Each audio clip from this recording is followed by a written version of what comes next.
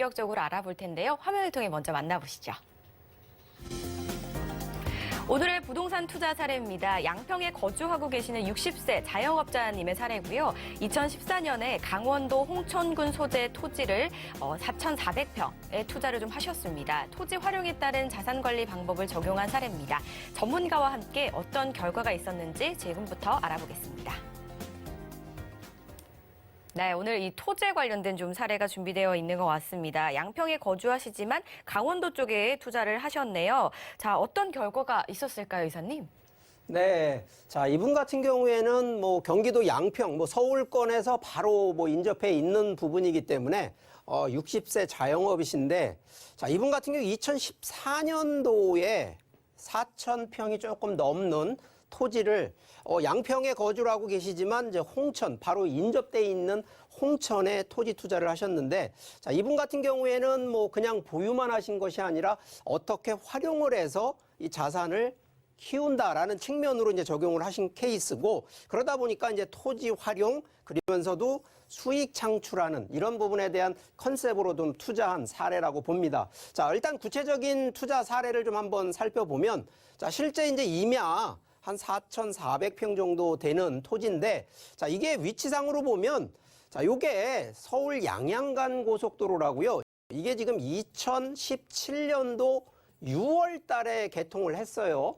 자, 원래 여기 춘천까지 들어오는 서울 춘천간 고속도로가 2009년도에 개통을 했기 때문에 이거 누가 봐도 양양, 특히 강원도를 관통하고 있는 고속도로가 만들어질 거라는 걸 예상을 하시고 바로 여기 해당되는 인터체인지 인접돼 있는 토지를 공략을 하신 것 같아요. 자, 그런데 매수가가 4,400만 원. 자, 이 얘기는요, 거의 3.3, 한 평당 이 만 원에 사신 케이스예요. 이게 물론 토지에 그때 당시에는 큰 부가가치라든가 이런 부분을 놓고 본 것이 아니라, 하나 싸니까, 저렴하니까 사셨다라는 측면. 자, 그런데 이분이 그냥 놔둔 것이 아니라 어떻게 변화를 했냐. 일단 토지 분할을, 자, 4,400평이라고 하는 걸 한 토지를요, 3개로 분할을 해가지고 1,000평대, 1,400평대, 2,000평대로 분할을 하셔서, 자, 이거를 원래 이 해당 토지가 지목상 임야입니다. 산이거든요. 자, 그런데 이런 부분을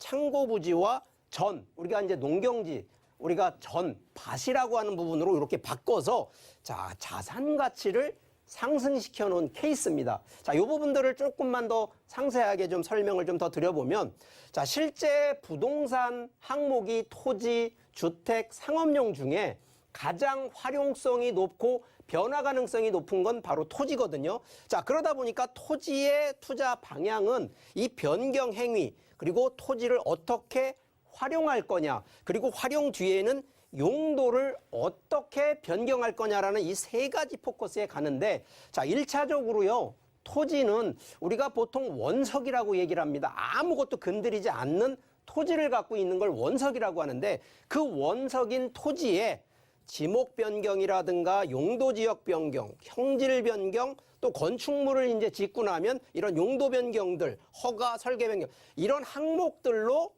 개발 행위를 할 수가 있다라는 거거든요. 그러면서 동시에 변화를 주기 때문에 가격, 특히나 시세 차익이라고 하는 이러한 이 차익을 노릴 수가 있는데, 자, 이 부분에 대해서 우리가 보통 투자 전략이라고 보통 얘기를 합니다. 자, 그런데 이 부분이요, 자, 토지를 여러분들 같으면 나는 서울에 사니까 서울 도심권을 사야지, 그런데 없습니다.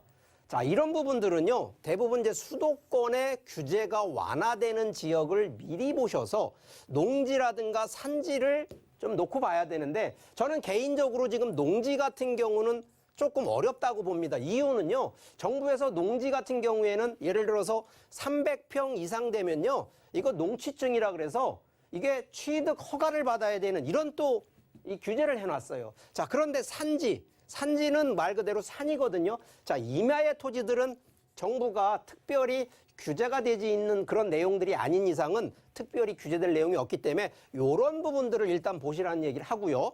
두 번째는 교통 개선이 되는 무조건 고속도로든 철도가 됐든 이런 게 이미 만들어진 데를 들어가시는 게 아니라 예정돼 있는 이런 쪽 컨셉으로 들어가셔야 된다는 얘기를 드리고, 가뜩이나 요즘 정부가 이 지자체라든가 이런 지역 분산화를 하고 있습니다. 그렇기 때문에 국책산업이라든가 뭐 도시첨단산업단지 같은 이러한 도시계획을 하고 있는 주변으로 한번 보시라는 얘기도 드리는 거고, 자, 요즘 그린벨트 많이 풀어지고 있습니다. 뭐 최근에 한 5년 전만 해도요, 여기 바로 옆에 이 서울권 옆에 있는 하남시 같은 경우에도 이게 그린벨트 안 풀려 있었거든요. 그리고 광명시 같은 경우에도 안 풀려 있는데 지금 한번 가서 보세요. 이 첨단, 우리가 보통 이제 큰 신도시급들이 지금 만들어지다 보니까 이게 가격대가 무려 경우에 따라서 이 100배까지 올라가는 이런 케이스가 있습니다. 자, 이게 과연 선견지명을 갖고 투자하는 케이스다? 아닙니다. 이거는 누구나 예측하고 예상할 수 있는 부분이기 때문에, 그러다 보니까 전국의 공시지가뿐만 아니라 토지 가격, 지가 상승 당연히 예상이 되는 거기 때문에 여러분들이 이런 내용을 좀 살펴보시고 투자를 하시라는 얘기 꼭 드리는 거고요.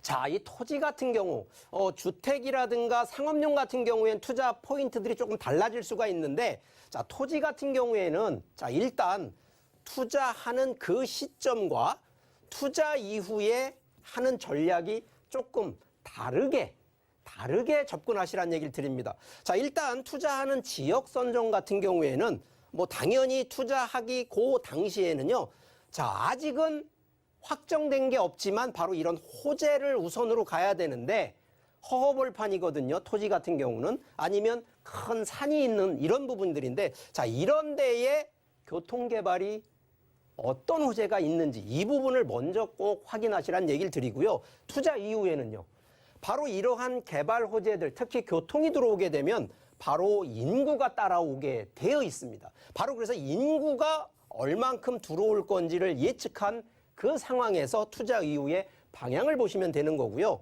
자, 두 번째는 자, 토지 그냥 뭐 돈이 있어서 돈이 남아서 사는 게 아닙니다. 뭐 반드시 목적을 갖고 가야 되는데, 자, 가능하시면 투자할 당시에는 누가 뭐래도요, 가격이 저렴한 싼 거 사시라는 얘기 꼭 드리는 겁니다.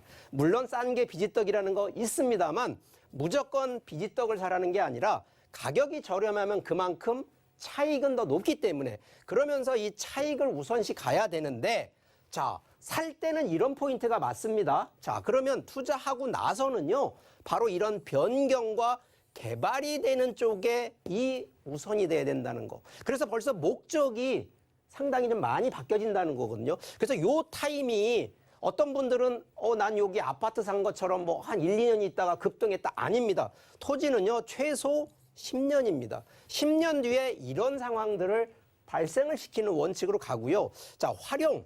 자, 이거 여러분들이 좀 많이 하셔야 되는 거 하나가, 가격이 비싸면 그만큼 들어간 여러 가지 세금이나 이런 부분들이 걱정이 되는데, 자, 이게 단기 보유가 아니고 장기 보유로 가기 때문에 가능하면 세금 감면까지도 컨셉으로 가시고요. 자, 금액대가 크지 않은 거 굳이 뭐 한 60대 되시는 어르신이 직접 들어가서 나는 가져간다? 이거보다는요, 오히려 자녀 명의로 증여세도 좀 면제되는 최근 5천만 원대 미만 같은 경우에는 비과세거든요. 그러면 이거 자녀 명의로 해서 자녀 증여용으로 매수 타이밍이나 매수 포인트를 그렇게 잡으시라는 얘기 드리는 거고, 자, 그럼 투자하고 나서는요, 이게 보통 한 10년 정도 뒤에 토지의 활용성이나 가치가 눈에 이제 보이거든요. 그랬을 때 여기를 위에 보신 토지 변경이나 개발 같은 이런 변경, 그러면서도 증여용으로 이미 만들어 놨기 때문에 자녀분 입장에서는 10년 정도 뒤가 되면요, 이 본인의 수익으로 다